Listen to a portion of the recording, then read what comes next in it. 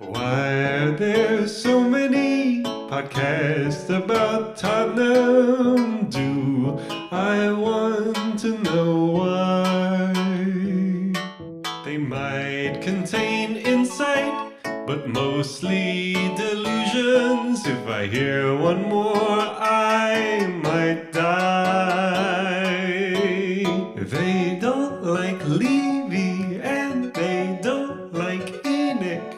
They pine for Moo and Conte. Someday we'll like 'em, old Tottenham Hotspur, the podcast Clout Chasers and me.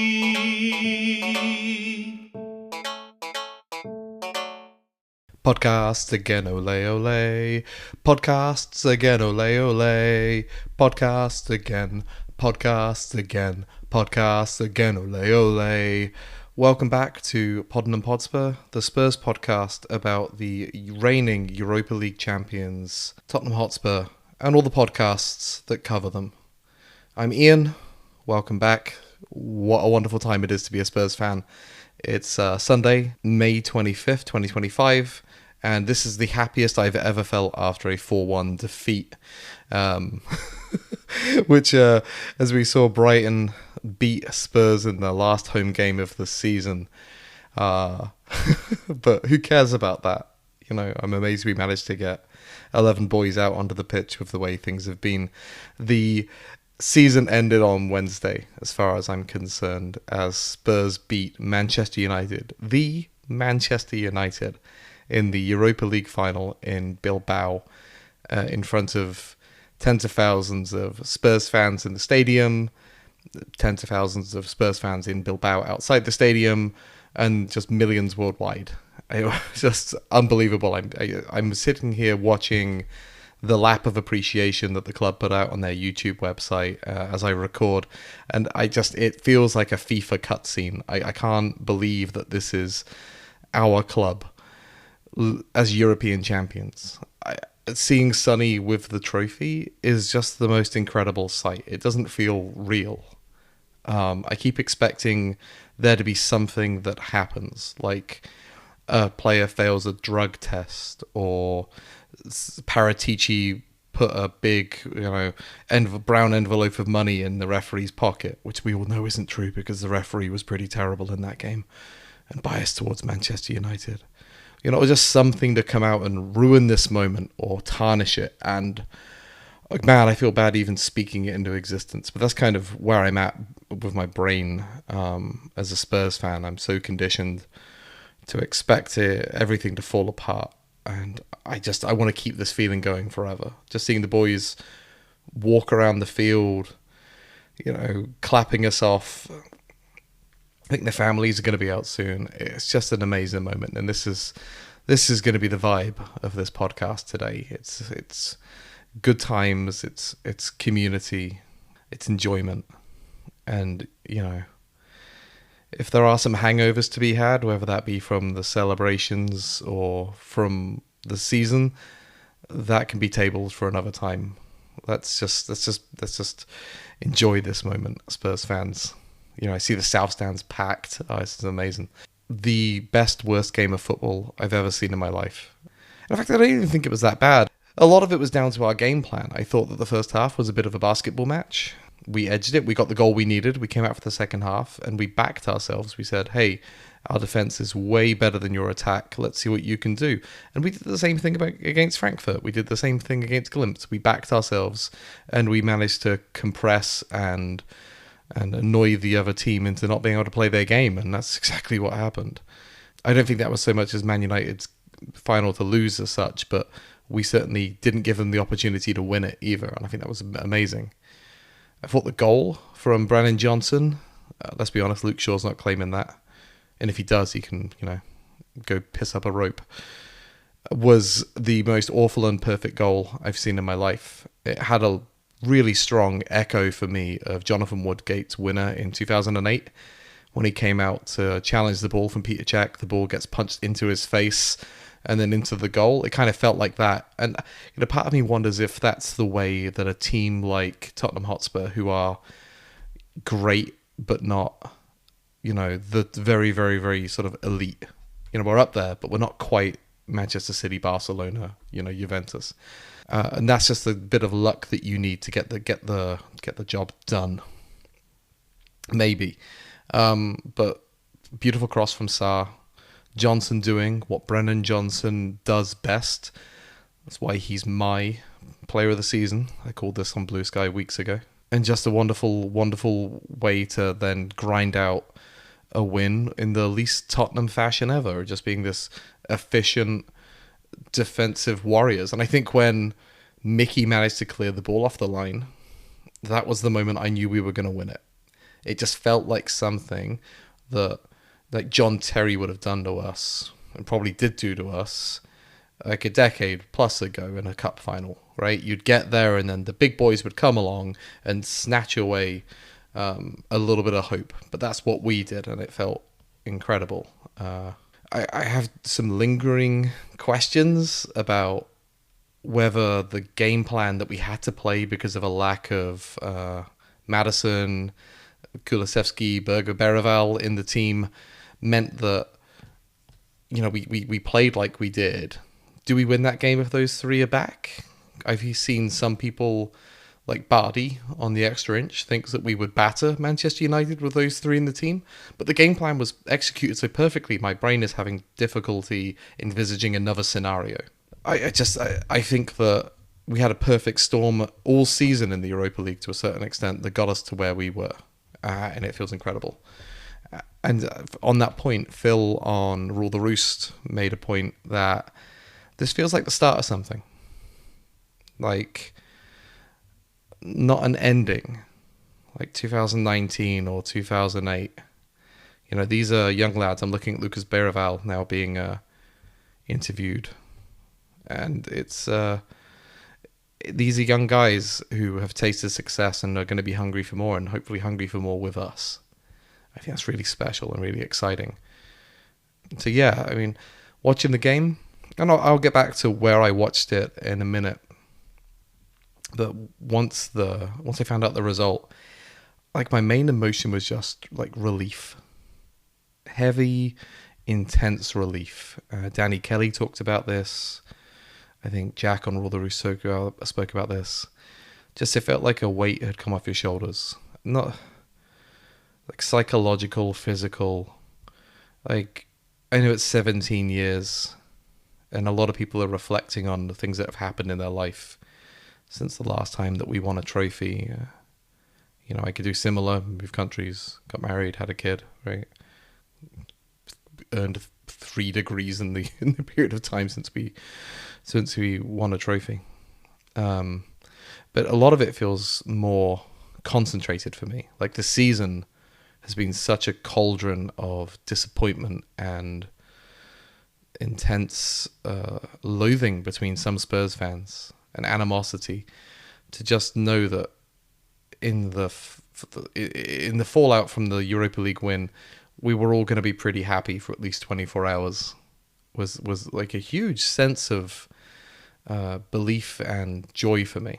And then as I got further away from the final whistle and you started to process it, I think there was another layer of relief that lifted off my shoulders, which was probably more related to the time since the last trophy. Like, I've done a pretty good job of reframing my relationship with Tottenham Hotspur away from trophies, probably because I've had to, but into more of a sense of the journey is what it excites me about this club. The people are what excites me about this club. I'm not in it for shiny trinkets, because if I was, I'd have to leave, right? But to have it now, it feels like a bonus to me. Like, I love all these things about this club anyway. I don't need, personally, the validation of a trophy. So to have it is incredible. However, I think for others, it's a validation that the choices that we've made and the choices that have been foisted upon us by our parents, perhaps, are justified through a trophy. And I think that's equally valid. Like, we are a big team.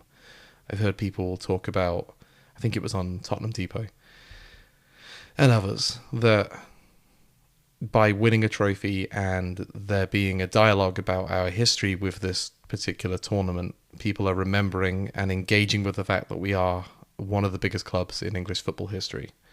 And that's also really cool. So generally speaking, in my podcast listening this week, it's been like thinner than you'd expect for the person who bills himself as the podcast guy, right? I tried to focus on things. Oh, some fireworks. Thank you. I don't know if that got picked up on the microphone. It's Memorial Day here in the United States tomorrow, so I think people are celebrating early. So, yeah, I tried to focus on podcasts that I thought I was going to enjoy or that I could learn a little something about. And I was also somewhat distracted by the official content that was put out by the club. In particular, the trophy parade was incredible. Absolutely beautiful scenes. Every time I hear somebody talk about those numbers, it's higher and higher. I think I heard 250,000 people perhaps were lining the streets of N17 to see the boys come home with the trophy. I did have a podcast that I listened to that got into my skin and annoyed me. I won't name and shame, but there was animosity towards Ange Postecoglou on a scale that I felt was disgusting. Saying good riddance to him, even after what's happened. I think that even if you feel like that, you can park your feelings for a couple of weeks, or at least 24 hours. Not the day of the trophy parade. Not when people are celebrating do you need to spit out hate onto your podcast like that. I don't think that's the way we should behave, but each to their own, and maybe in time that person will feel they're correct. Again, like I said, I don't want this to be a drama pod, or drama podcast in general. So, yeah, I just engage with those that I've historically enjoyed, whether or not I felt that they've been a little bit negative in recent times. Just because I have a long-standing relationship with listening to those podcasts, I think it was important to me to cap off the journey to a certain extent. So, not the widest range of stuff I'm going to talk to you about today. On the sense of relief, like I said, Rule the Roost and View from the Lane articulated it well. I thought Jack on View from the Lane made a comment about how our fan base has been so obsessed with the Champions League in 2019 and generally unwilling to engage with Jose Mourinho and Antonio Conte's era and keep harking back to the Champions League as this thing that happened. And I see where he's coming from, especially as an outsider. But the problem for me is that we did engage with that period of time. We lived it. We engaged it with every fiber of our beings, and 2019 was like this escapism of what Tottenham should and could be for us. This Champions League finalist team with a bunch of guys that we liked, with a hometown hero in Harry Kane leading us. That was everything we wanted. It turns out what we needed was a scrappy bunch of kids and a guy who's come, thousands of miles around the world in Son Heung-min to lead us to victory and to the glory that we wanted and needed. So I agree with Jack that hopefully now we can move on away from 2019, away from the Champions League run and away from Pochettino, and look forward a little bit more rather than backwards. But I suspect that there's going to be a little bit of looking backwards to the what-ifs of the Europa League. But again, I'm going to stop myself there. I don't think that's the time for that type of negativity right now. So I mentioned a moment ago about the official content being put out by Spurs, which has been exceptional. Like, Ben Haynes has done a great job leading the line there. I mean, that dude must be working 24/7 at the moment. And what I really like about the post-match and, footage that I've seen from the victory parade was the focus on togetherness and community that these players have. And to a certain extent, I think you feel that when you win something. But I think it's been intensified through the adversity and losses that they felt and criticisms they've received from the fans and from journalists and probably from their fellow pros. I mean, let's not forget that these guys all talk to each other. There's probably a bit of banter that's going on, or questions about, what the hell are you guys doing, up there in White Hart Lane, from guys at Chelsea or Liverpool or Newcastle or overseas who they're friends with. I thought it was really nice to hear that they've been sharing their stories, which is part of this journey towards bringing everybody together. I think that these types of things are probably pretty common, but the way that Brendan Johnson talked about it on the field in Bilbao after the game seems to suggest that it was a very directed and pointed decision made by Ange to get the players to share where they came from, to bring them together. And I wonder if there was something that prompted that. I liked Ange thanking the families of the players. It seemed to be sort of grainy. Oh my goodness, those fireworks are huge. Grainy mobile phone camera footage. And I just loved the parade as well. I mean, I think, you could talk for hours about who was the most drunk or who was the most silly and what people were saying and the profanities that were being shared. But like a take home for me was that in Son Heung-min, not only did we find the hero that we needed, but I think he found the sporting family that he needed too. It's clear that he loves us. It's clear that he loves playing for Tottenham. He did stuff that other people couldn't do. And that is something to be cherished forever. I think Scott on the Tottenham Depot suggested that Sonny is perhaps the greatest legend of this century. And it's hard for me to argue with that, but I probably will try. I think Sonny is incredible. And right now, making those decisions and making the statements is still pretty raw emotionally. Sonny is a Golden Boot winner. He's been here 10 years. He's our club captain. He led us to the Europa League. Like, that alone and credentials are up there. I would feel like he probably stands atop the plinth alongside Ledley King for me. Having grown up in England as a Spurs fan and knowing what state we were in throughout the 90s and into parts of the 2000s, Ledley King was our player. He came at a time after Sol Campbell had abandoned us. And he was an incredible player. He was a box office defender, which is like so rare to see. And I think that we really took him in. And he did lead us to a trophy too. I mean, I don't think it's quite as grandiose as the Europa League, but that League Cup in 2008, came nearly 10 years after our last trophy itself. So it meant a lot at the time. So I'd say those were my top two. And maybe Kane as a very close third through the goals he scored. But Sonny has been given the opportunity to talk about us in a way that I feel like Kane never really has. I mean, Kane is clearly very media trained. He's very careful about the statements he makes out in public. He's never had the opportunity like Sonny to be in a victory parade and, perhaps be slightly loose of his tongue after being half cut and say how much he loves us. I hope that at some point we do get that interview from Kane. But Sonny has been given and taken that opportunity for himself, and that's incredible. Across the podcast, I loved hearing stories of where people were watching. Several podcasters were in the stadium. Bardi from the Extra Inch, Dan on Dr. Tottenham were actually in Bilbao. Several others were at White Hart Lane, or the Tottenham Hotspur Stadium, watching on the screens, like Nathan on the Extra Inch, Vass on Dr. Tottenham, Graham from Home and Away. And others were watching at home who were sharing their stories. I quite like Windy's description of being at home in Buckinghamshire and hearing people singing outside at like 2 a.m. And for those of you who are in America, that's like not in London. So it's quite a cool thing.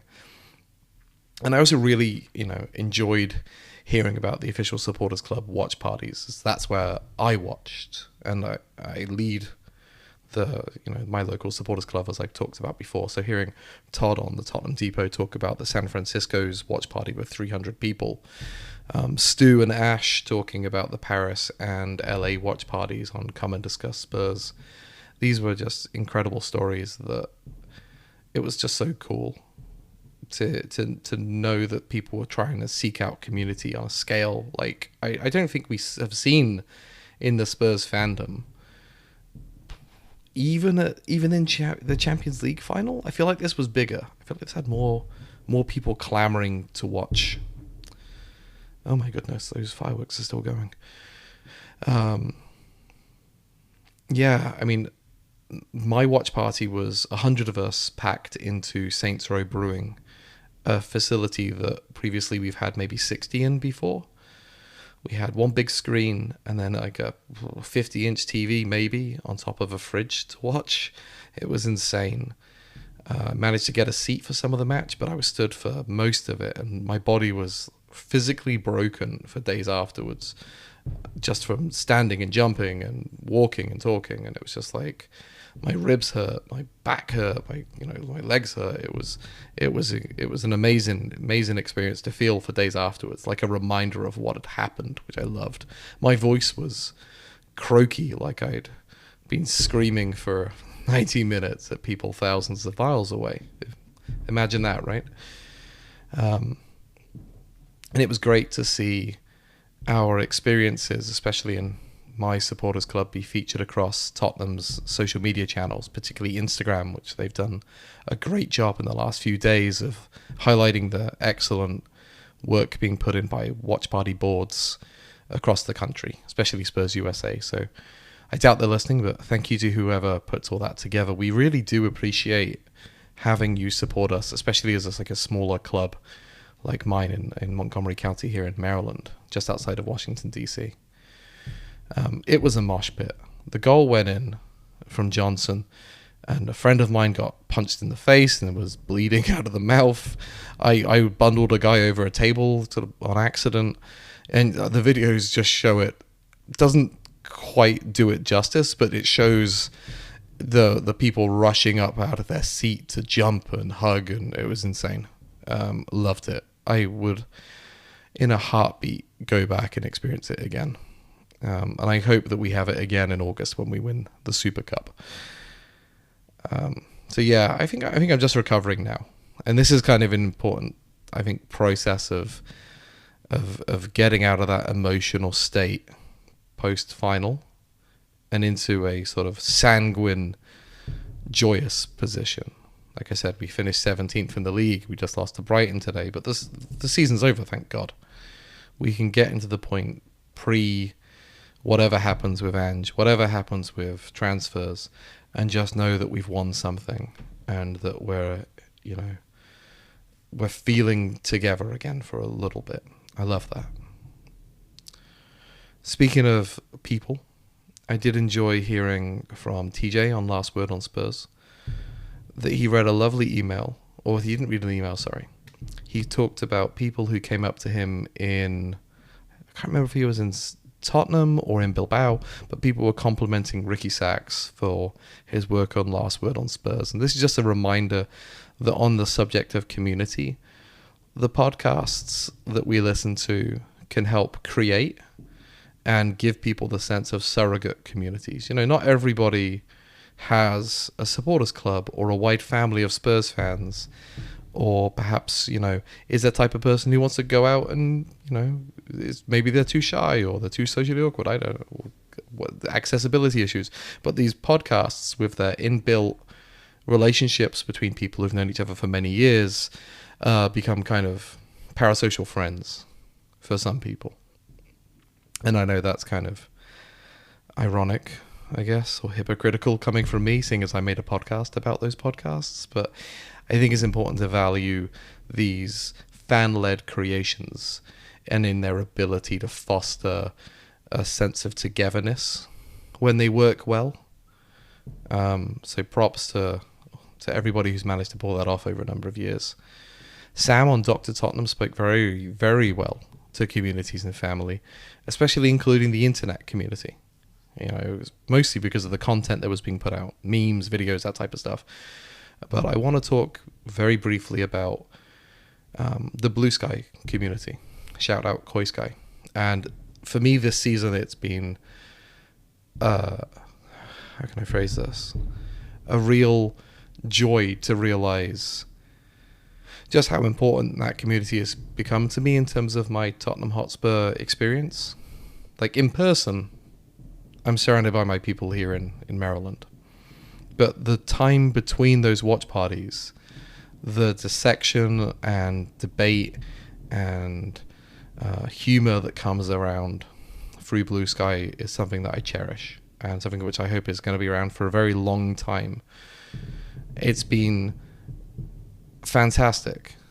I really, really enjoyed watching the parade with them, actually, because, you know, in watching the game, you're so intensely focused on what's happening and willing for the clock to go down that there's no real time to like share your thoughts for me on a social media platform. But while I was sat there watching the parade on Friday afternoon, I had an early dismissal from work, which was nice. I was able in real time to bounce off of other people, you know, shout out things that were happening on screen. And I think that was just, it was a nice way for me to get both the experience of being in the room with my people in Saints Row for the game, and then to enjoy a little bit extra as like a bonus of the parade with my Blue Sky people. So thank you to Spurs for putting that together. And, you know, and a part of this that came up as well, that I think I put this post out on Blue Sky, that on Wednesday morning, as I was, you know, I took the day off, I was driving to the brewery to drop off some flags to be hung up on the wall to create some ambiance. You know, I was thinking to myself, God, I wish I could watch this with Dad. God, I wish I could watch this with my brother and my mum, who are Spurs fans and Man United fans, respectively. You know, just to get that. I haven't had that for so long. You know, when I lived in England last, I lived in London and they lived in Oxford. So when finals came around, I would watch it with my mates in the pub. You know, I was like an idiot 21-year-old. Didn't really expect to be thousands of miles away at some point. You know, the last final I remember watching with them was probably Blackburn in 2001 or whatever that was. It's been a while. I haven't seen a win with them since 99.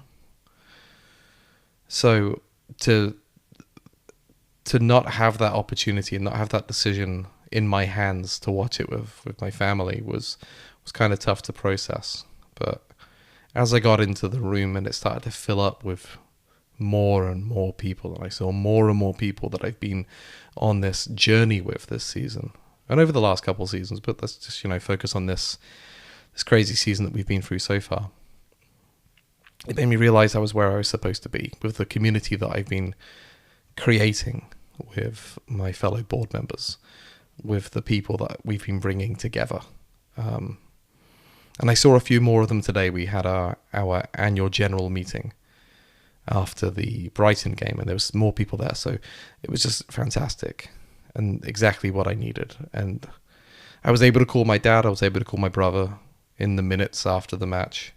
Not too late, because, you know, people have got to sleep and it's Wednesday night.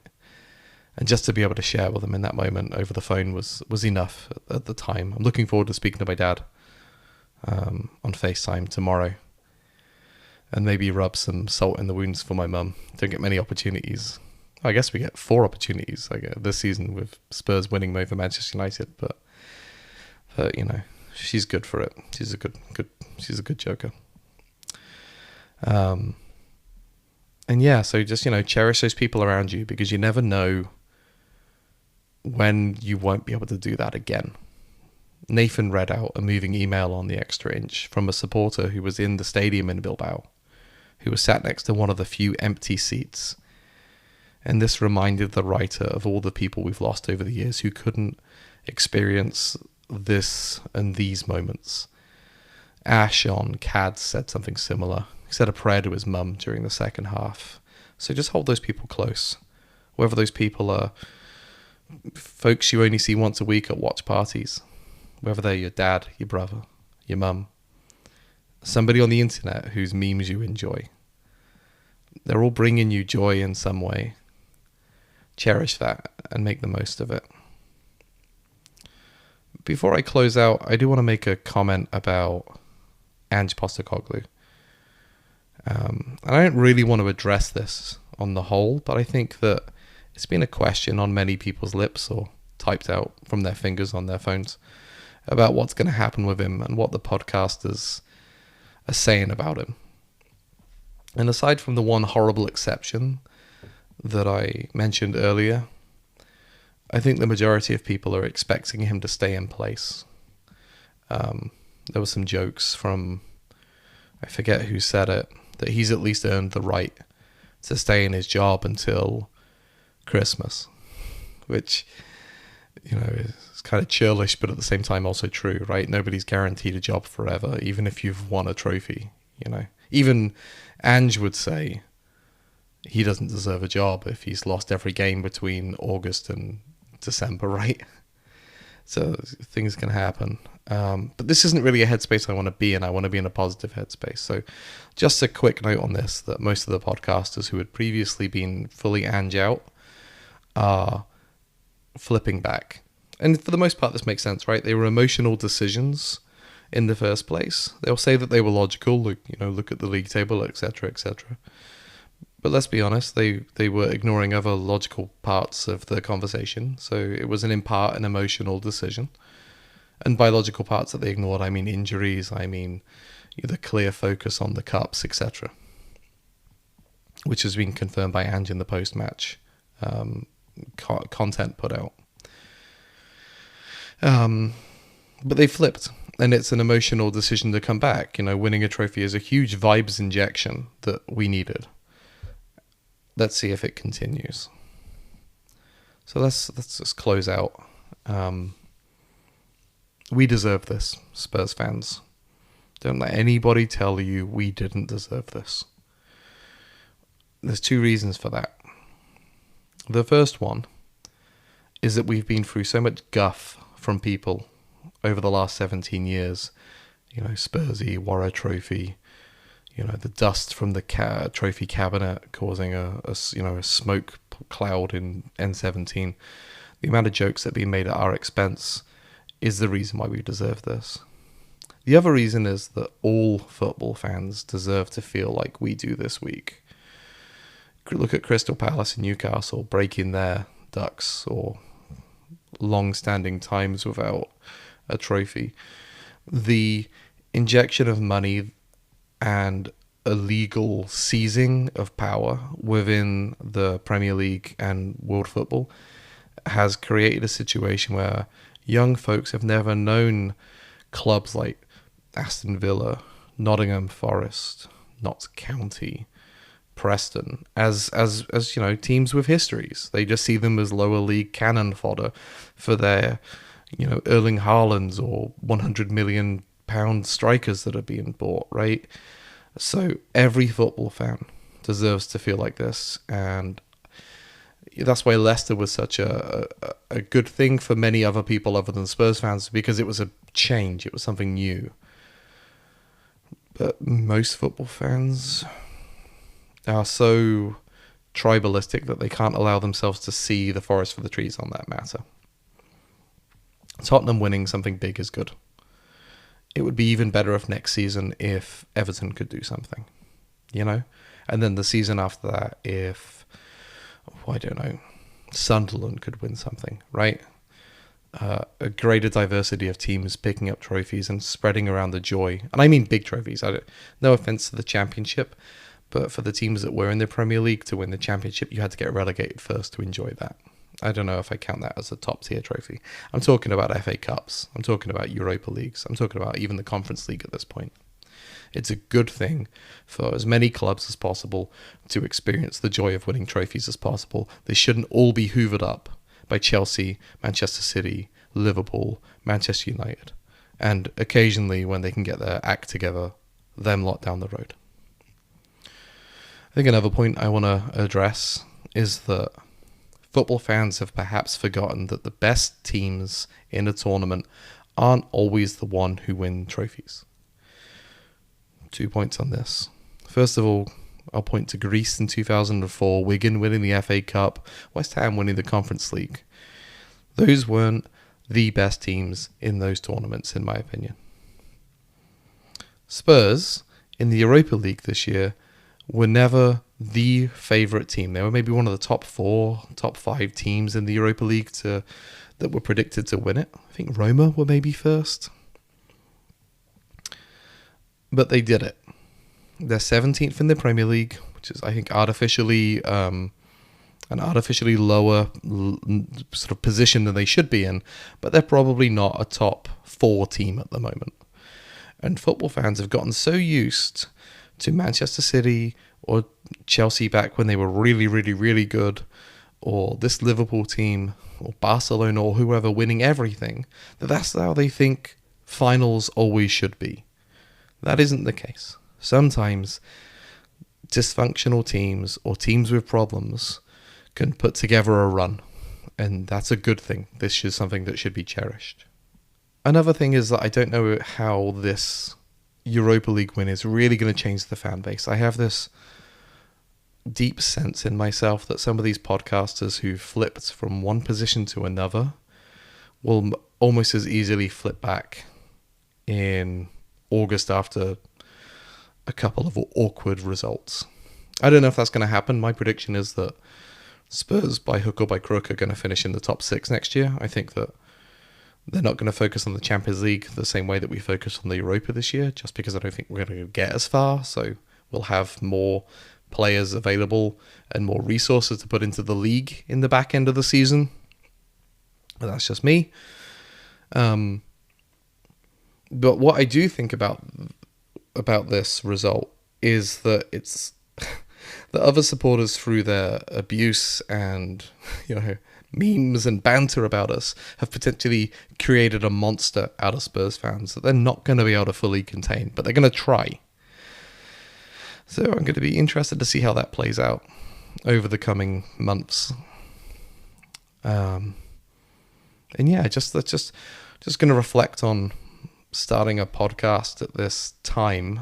I think I recorded my first pod maybe around the quarterfinals, maybe around the Alkmaar game. I'm not sure. It was somewhere in the knockout stages of the Europa League.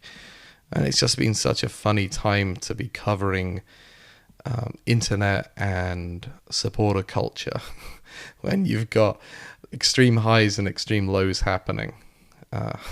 Possibly I couldn't have picked a better time, but I would have liked to a little bit more leeway in terms of getting myself ready for this type of coverage. It's been kind of wall to wall and surprisingly exhausting. A little peek behind the curtain. I love to listen to podcasts, as you know, but I often take notes now. This week I haven't done that because I just wanted to be present in the moment and enjoying what I was listening to. But I'll often listen at quicker speed, take notes, double back on myself to make sure I heard something correctly. I didn't really do that this week, and that was enjoyable, but I can't wait to getting back to thinking much more deeply about what's being said in podcasts. And so on that note, I do have a few episodes in the pipeline for the summer that I think people will enjoy. Milo from The Game Is About Glory on Blue Sky suggested that maybe I should think about comparing and contrasting people's preseason pods with their postseason pods. So I might pick 2, 3, 4 major podcasts or more interesting podcasts that are perhaps more vocal about their opinions and just see where they were at and what's changed. I think that's a really, really interesting comparison and kind of right within my purview. I have a few interviews lined up, one of them from a very analytical standpoint, I hope. Another which is going to be focusing on a more historical perspective, I think, on Spurs. So that's going to be fun to do. I'm looking forward to putting that out. I'm just generally taking a break. I've only been doing this a couple months. It'd be nice to sit back and reflect and try to put out something really strong towards the back end of the summer and as we hit the new season. So I'll be back in a week or two with that postseason reflection pod. Enjoy this moment. Follow me on Blue Sky if you aren't already. I'm at iain.coys.social. The show is at Tottenham Hotspur. We're only on Blue Sky. You can email me, tottenhamhotspur@gmail.com. I want to thank you for listening. I want to thank whoever encouraged me to create this insane podcast. It's been a real important part of my Spurs fandom now, I suppose. Hope to do it for much longer. And with that, keep making Spurs podcasts, keep listening to Spurs podcasts, keep talking about Spurs podcasts, keep writing about Spurs podcasts. And I love you all. Come on, you Spurs.